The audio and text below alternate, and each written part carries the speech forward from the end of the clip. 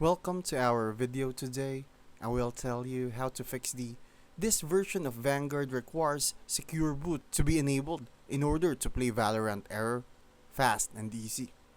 First, check whether Secure Boot is actually active on your system by hitting Windows plus R, typing msinfo32 and looking for Secure Boot state and BIOS mode.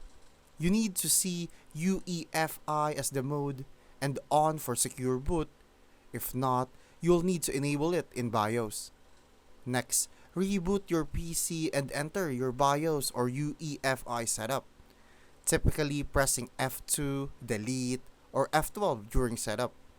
In there, find the Secure Boot option, often under Boot or Security. Switch it to enabled and ensure your system is in UEFI mode. If Secure Boot was already on but not working properly, try selecting Custom and then restore factory keys to fully activate it. While you're in BIOS, it's a good idea to make sure TPM 2.0 is enabled too, as Vanguard may require it. Once changes are made, save and restart your PC.